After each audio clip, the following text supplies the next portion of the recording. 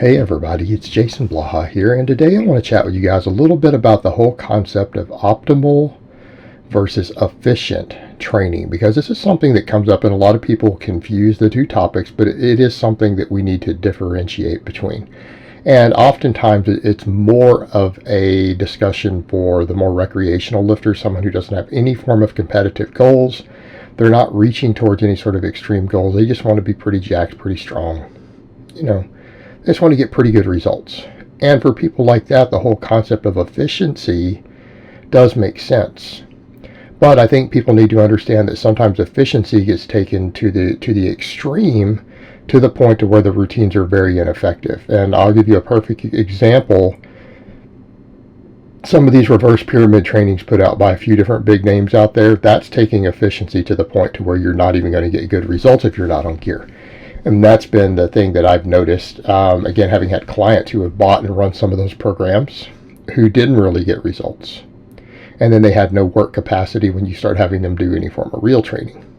But what do we mean by efficient?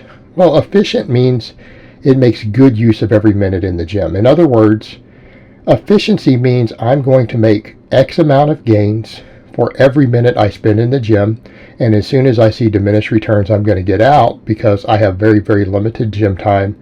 I don't have time to do things perfectly, and I don't care if I lose 20 or 25 or 30% of my results if I can get out of the gym quick and just get my workouts done. Okay. Optimal means I want to get as much of my gains that I'm pursuing for whatever goal it is as possible.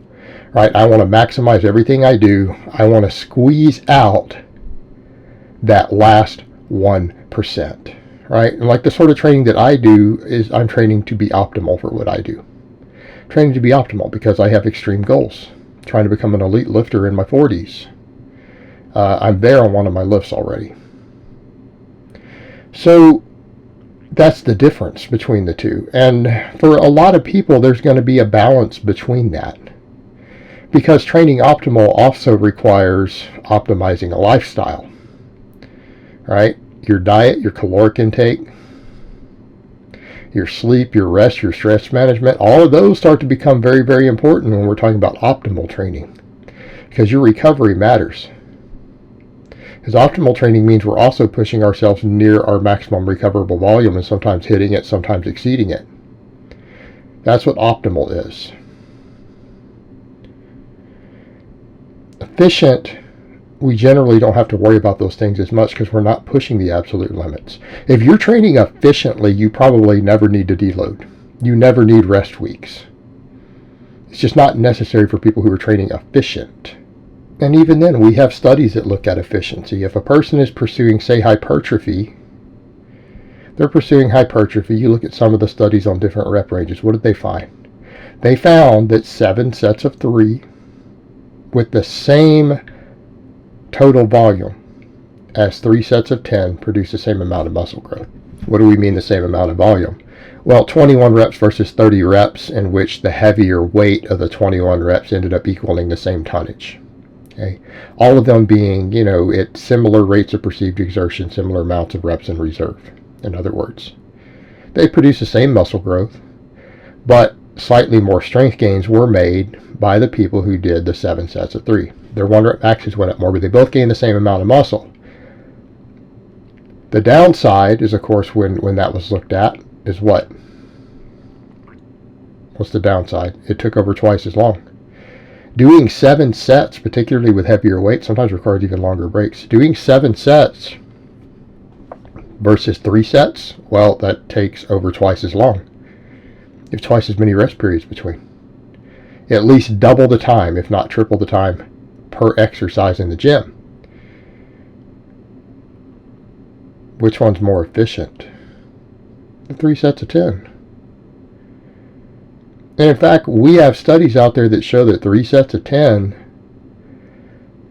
for most people from a single workout, can nearly maximize growth. It produces very, very strong hypertrophic responses if they're limit sets in the primary movers on an exercise.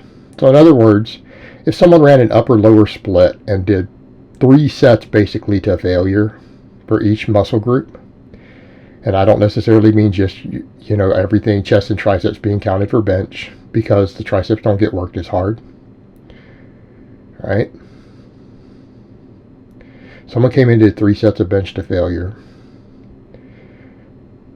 3 sets of rows to failure, something for their shoulders, something for their biceps, something for their triceps. 3 sets of each. Pretty much limit sets, and walked out the door. Would they get an efficient upper body workout? You bet. How about some sort of squat, some sort of hip hinge, right? Maybe some extra stuff for erectors, for the low body. Yeah. If efficient enough movements were picked, they would probably get close to their maximum, not necessarily maximum muscle growth, but they would see significant muscle growth.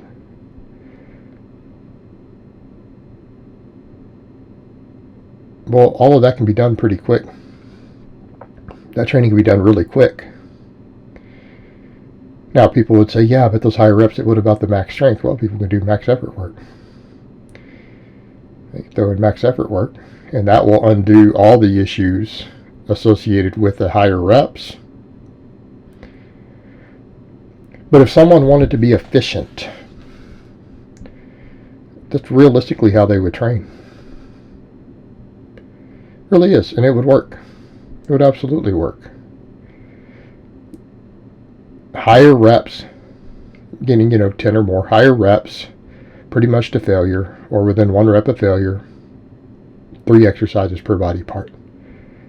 They could throw in some extra heavy work. That would be efficient. Most people would probably make better gains doing that than they do on a lot of the programs that they're out there running. We run into problems with trying to figure out reps for squats and deadlifts, but that's a whole other beast. And actually, what I tend to do with supplemental work, because I run all my lifters on conjugate, for example, trying to optimize things, we're very efficient with supplemental work. We're very efficient with supplemental work because we don't want to waste a lot of time on it. We already got all of our primary stimulus. We're just making sure we make everything grow. So we take that same efficiency approach to the smaller exercises. But as a whole, realistically, if I were to take most of the templates that I give my lifters, my late intermediates and advanced guys, if I took just their supplemental lifts and we took out the primary work and handed a lot of people out there the supplemental half of their movements, it would be efficient training for a lot of people. They would actually make muscle gains through their whole body just doing that.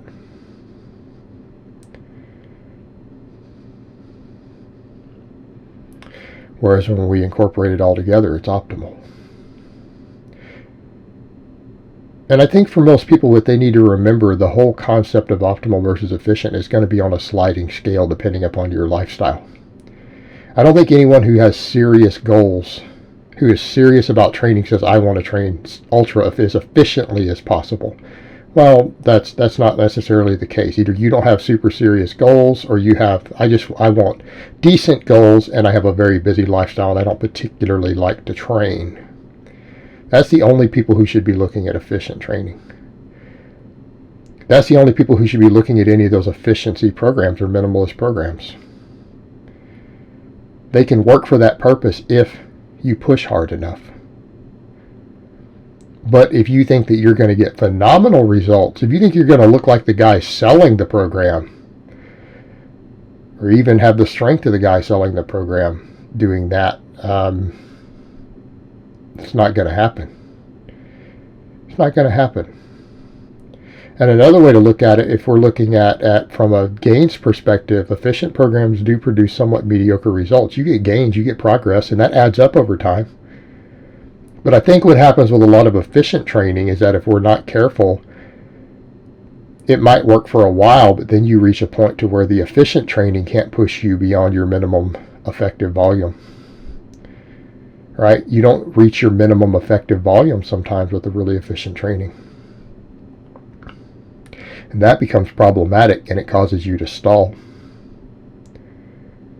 Right? It causes you to stall. You might be stagnant for several years.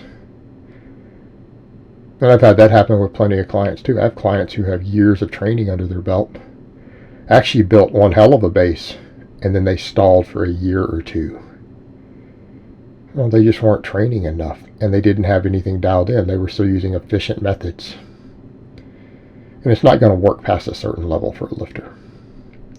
All right, guys, so that's really all I have to say on that today. I hope it's been informative, and I will talk to you guys next time.